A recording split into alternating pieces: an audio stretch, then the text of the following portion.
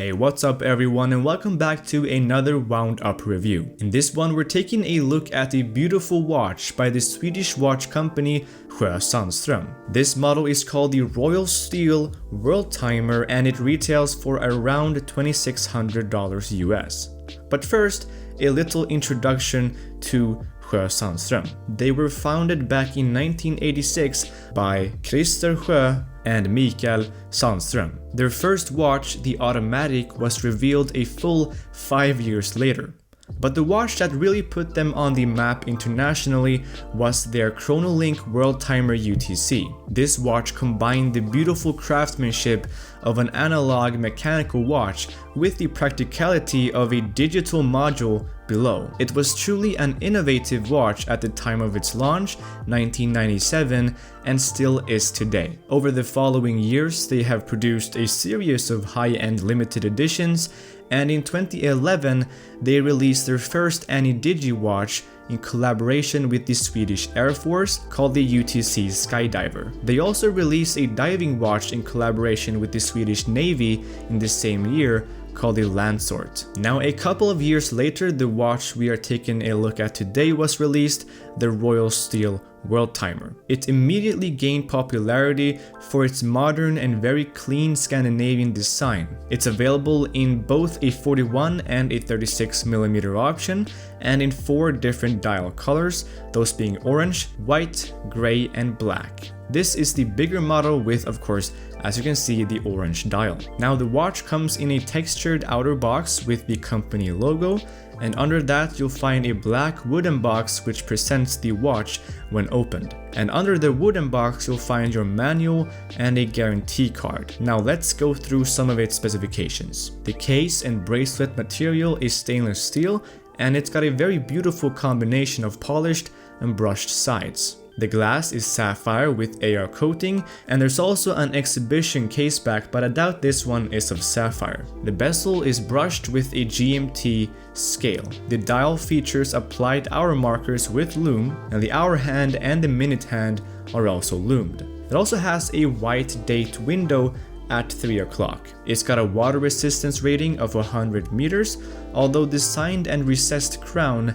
is not a screw-in one. The movement is called the SSG14, though it isn't in-house, so we'll talk more about what base movement they're using later in this review. It does have a custom rotor though with the cutout brand logo, but other than that the movement is not particularly finished to any greater extent. The movement beats at 28,800 vibrations an hour, has a 42-hour power reserve, 21 joules, and of course an extra hour hand for the GMT function. Now let's get into my likes and dislikes with the watch, starting with my first like, the design. The industrial design is very modern, legible, and to me quite beautiful too. I love the brushed 24-hour bezel with the markers on it corresponding to the same markers on the dial. I also like the engraved logo on the end link on the bracelet facing the wearer. The hour markers matching the hour hand's design is also quite cool. I also like the case back, which is transparent,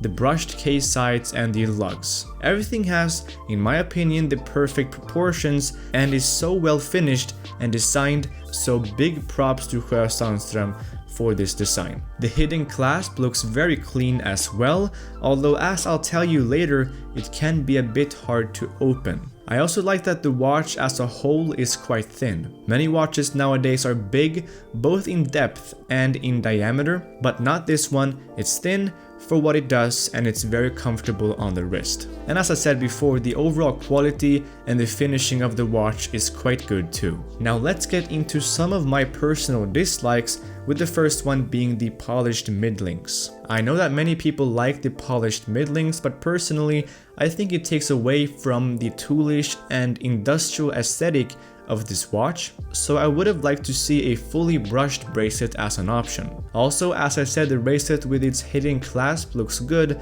but is quite finicky to open. I was also a little irritated by the otherwise good-looking recessed crown, as it makes it quite hard to hand wind the watch. Now, you might have noticed that I didn't put the movement in my likes, and so naturally and unfortunately, it will appear on the list of my dislikes. Sjöö Sandström is quite secretive about what bass movement they're using in their watches, but using the help of a watch forum, we came to the conclusion that it's most likely based on a Swiss-made Soprod C125 movement with some small modifications, such as the aforementioned rotor with the cutout logo design. It's definitely by no means a bad movement though, but for the price I would have liked to see something a little bit more elaborate from, for example, ETA or Solida, like for example the 2982-A2 movement. Now this movement, it kept a time of around +4 to 8 seconds per day, which is okay, but not really to the standard I would have liked to see at this price point. So to summarize, I really like the Royal Steel Worldtimer, especially for its unique and great looking design. It's also very functional with the GMT hand, but it does have a few shortcomings that you have to consider before buying. So with that said, I want to thank you for watching my review video. Like and subscribe if you enjoyed it, and I'll see all of you guys in the next one. Peace.